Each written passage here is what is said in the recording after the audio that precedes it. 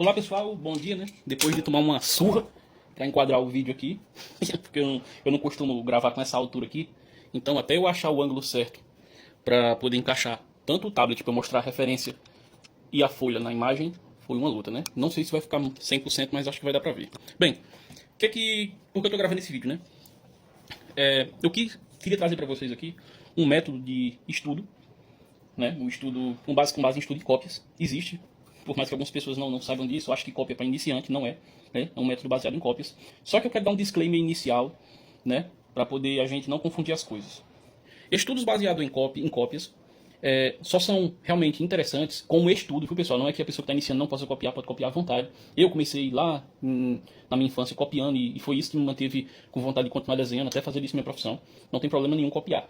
Só que a cópia consciente com o intuito de aprender, ela tem alguns requisitos, né, que você tem que atender para que ela se torne eficiente, senão é só uma cópia, uma perca de tempo.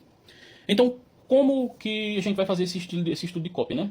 Eu vou explicar as etapas de cada estilo, o que você vai precisar saber para fazer esse estudo da maneira mais eficiente. Eu não vou ensinar todos os fundamentos aqui, porque o vídeo fica extenso e tem muita gente que explica melhor que eu, no YouTube mesmo, né? Daqui a pouco eu vou citar alguns nomes, algumas referências para vocês estudarem a parte, e vou explicar como eu uso esses fundamentos para poder chegar nesse estudo que eu montei, né? Nesse método que eu montei, que não é nada de extraordinário, qualquer um pode fazer, e as pessoas que eu realmente passei isso aqui para estudar tiveram um bom resultado, eu testei, também teve um bom resultado.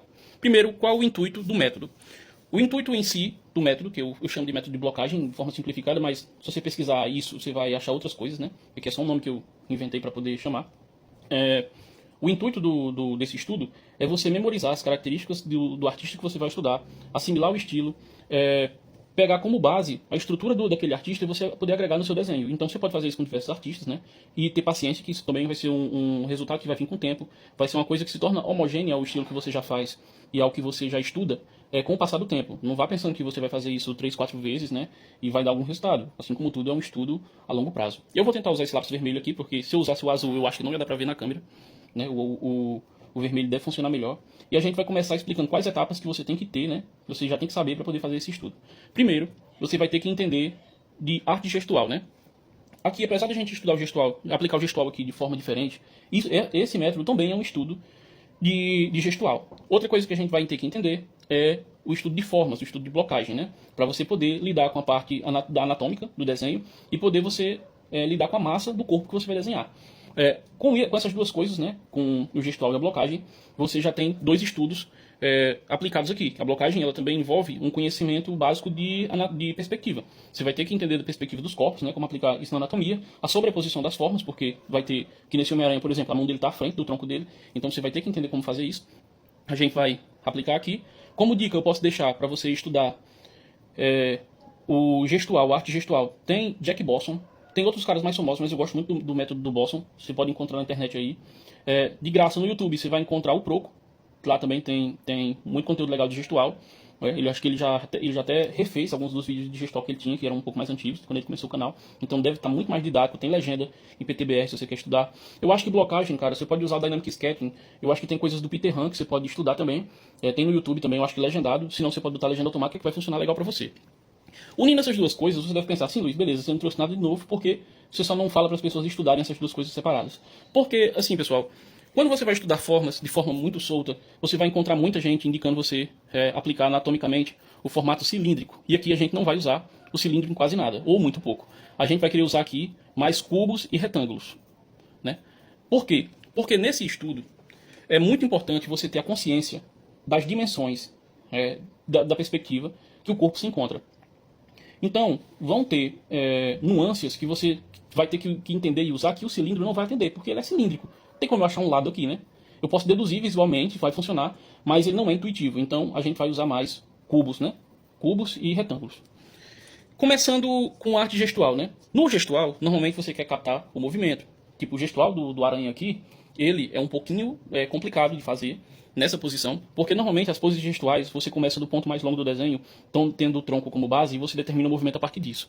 Aqui, se a gente vai pegar esse Homem-Aranha como base, eu destacaria o movimento da coluna dele, só que nesse estudo é importante você denotar os eixos, né? Acho que nos outros estudos também, né? Porque é um movimento geral. Mas aqui eu quero pegar o eixo da coluna dele para eu captar bem o movimento dele. Eu vou ignorar um pouco os braços e vou pegar aqui só o eixo da pelvis, que eu desenhei aqui, e vou aplicar o movimento das pernas, certo? O movimento das pernas. Aqui. Como no gestual em si, você não precisa ser hiper preciso, porém, como aqui a gente vai ter que levar em conta a perspectiva, quando a gente for fazer o desenho em si, eu recomendo que vocês tenham um pouco de cuidado com a proporção, só para vocês não ficarem com um desenho muito distorcido, ficar difícil de vocês terminarem ele depois, né? Aqui eu vou denotar a cabeça dele, vou destacar a cabeça dele, pronto. Aqui a gente tem as linhas de movimento. Não ficou tão bom, né? Tem um bom tempo que eu não faço gestual e que eu não faço esse estudo também. Tem um bom tempo já.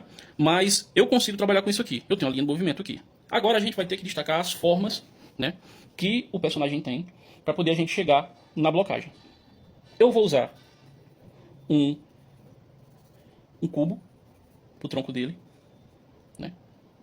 Vou usar outro cubo para a caixa pélvica dele. Aqui daqui a pouco a gente vai entrar em alguns pontos mais detalhados, né? Mas aqui é isso. Por enquanto é isso. Vamos usar um retângulozão para a coxa e outro retângulo para outra coxa. Vamos usar outro retângulo aqui para a canela dele. Ele vai ser afunilado, né? Por causa da perspectiva da perna. E outro retângulo aqui. Vamos usar um mini cubinho aqui para fazer o joelho. Aqui eu vou aplicar outro retângulo para o antebraço. Depois a mão eu vou fazer depois, porque eu preciso explicar algo aqui sobre a mão dele, né? Eu vou encaixar esse outro retângulo aqui, um pequeno cubo para o ombro, né? A cabeça dele eu notei que quando eu esbocei antes, ela era mais baixa do que quando eu esbocei aqui. Só que também não vou fazer ela agora, porque eu preciso explicar algo sobre essa cabeça aí daqui a pouco. Vou fazer outro retângulo aqui, outro aqui, né? E outro retângulo afunilando aqui, e um pequeno exemplo para a mão. A necessidade de ficar 100% exato não é cobrada aqui, certo? Senão você vai ter muita dor de cabeça. Mas você pode corrigir a proporção, por exemplo, minha perna está errada aqui. Eu vou corrigir ela depois. Mas eu não vou querer me ater muito a isso agora. Eu vou pegar aqui uma caneta para poder a gente vir para essa parte aqui mais detalhada, né? Pessoal, aqui tem uma parte que a gente vai ter que conectar esses cubos, né? Essas formas cúbicas de maneira correta. E qual vai ser o segredo aqui? Essa está falhando, deixa eu pegar outra. Sem colocar anatomia ainda. Aqui eu quero que vocês façam isso a lápis, certo? Eu estou fazendo com caneta porque vai ficar mais destacado no vídeo para ver. Mas é importante que quando você estiver fazendo o gestual ou a blocagem da parte anatômica, vocês prestem atenção em uma coisa que eu vou mostrar agora. Vocês sempre achem o centro das formas que vocês estiverem desenhando, né? Luiz, por que achar o centro? Bem, esse centro ele vai ser responsável pela conexão com as outras formas. Por que eu não fiz nada antes aqui na ligação da pélvica com a caixa torácica aqui, né? Da pélvica com a torácica. Porque eu queria mostrar justamente isso, ó. Se eu pegar aqui, eu vou ter que achar o meio aqui embaixo também, certo? Agora seria bom outro lápis de cor, mas, ó. Eu tenho o centro aqui, eu tenho outro centro aqui, certo? Então, eu vou conectar, ó. Quando eu encaixar a outra forma dentro essa daqui, bom se fosse tudo colorido as canetas, mas fazer o quê? Vai ficar um pouquinho confuso, mas peço um pouco de atenção aí. Quando eu conecto a outra forma que está aqui abaixo com a forma que está acima, que é a pélvica, ou que é a torácica, eu tenho que tentar encaixar ela também no centro. Por quê? Porque não está desalinhado só porque a gente não tá vendo, né? A sobreposição de forma ela não pode ser feita de qualquer forma, de qualquer jeito, né? Ela tem que ser feita da maneira correta. Aqui, ó, como eu disse, como eu errei lá no gestual, acabei errando a blocagem também. Eu vou fazer a correção agora. Então, ó, fazer a correção do encaixe da parte pélvica aqui.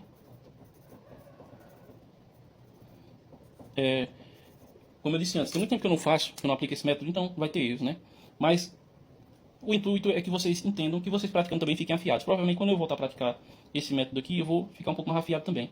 Mas aqui, pessoal, ó, se a gente está copiando, a gente vai só executar essa cópia, desenhar aqui a parte genitália dele, né? Pelo menos a forma da virilha, de qualquer jeito. E a gente tem que observar o seguinte: essa parte inferior, que mostra a genitália dele, é a parte de baixo da parte pélvica dele, onde ficaria testículo, que é a parte do quadril, ó. A gente tá vendo o bumbum dele aqui, que é um homem, né? Então tem muito pouco. Mas quando a gente observa a forma, a gente vê que o encaixe é esse.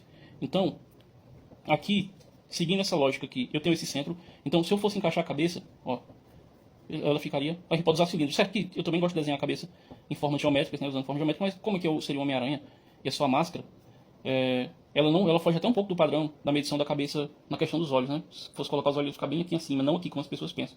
Ah não, até talvez ficasse, mas é complexo, porque aqui já está mostrando a parte de cima da cabeça dele. Não isso aqui não é a testa, né? A testa dele vem daqui, aqui. Mais ou menos aqui já é a parte de cima da cabeça dele. Então tudo isso ajuda a gente a compreender melhor as formas anatômicas usadas pelos artistas que a gente gosta. E com isso faz com que a gente consiga perceber os padrões, né? Os padrões dessas formas e conseguir aplicar o nosso desenho. Eu poderia ter pego aqui um desenho feminino, que para mim seria até mais fácil de mostrar a questão das formas, mas eu não quis fazer isso, porque seria muita zona de conforto e eu poderia pular etapas, né? Eu poderia ficar muito no automático, porque já por conhecer melhor a anatomia. Mas vai dar para mostrar aqui também. Ó, eu vou ter que ter o mesmo cuidado que eu tive com todas as outras formas aqui também. Ó, o centro. Claro que no caso o ombro ele não se encaixa no centro da caixa torácica na ponta. Então você só tem que ter cuidado de igualar esses eixos, né? Com isso, pessoal, você vai decorar. Basicamente decorar, mas com o tempo se torna-se assimilar os padrões das formas da anatomia de um artista. Por exemplo, eu consigo hoje em dia, se eu fosse... Opa, peraí que eu fiz errado. Se eu fosse hoje em dia fazer algo relacionado a isso aqui, minha zona de conforto seria o estilo do desenhista Crayon, né? Que é um cara que ele faz muita arte pin-up. Por quê? Porque ele foi um estilo que eu estudei bastante para desenhar pin-ups, né? E eu decorei as formas que ele usa e mesclei com algumas coisas que eu já usava antes. Ele também vem de uma linha de artistas que eu já conheço também, uma mesma escola. E é sobre isso agora, sobre essa pequena dica que eu quero dar, né? Essa dica, que é o quê? Quando você estiver aplicando esse método, né? Quando estiver aplicando esse estudo aqui em um artista X, você pode muito bem pegar essa mesma lógica e aplicar em vários artistas do mesmo estilo. Por exemplo, ela vai ser bem mais eficiente, né, com o estilizado, porque as formas elas são mais exageradas. Quando você pega um arte estilizado, então uma arte mais mangá, vamos colocar aqui um mangaka bem famoso, né, o Oda, né, que é o criador do One Piece. Os personagens dele, cara, dá pra brincar muito com isso aqui, porque os personagens dele são totalmente estilizados, né?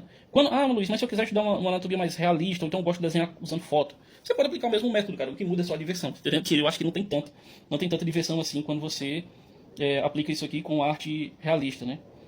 Não vejo que há tanta diversão.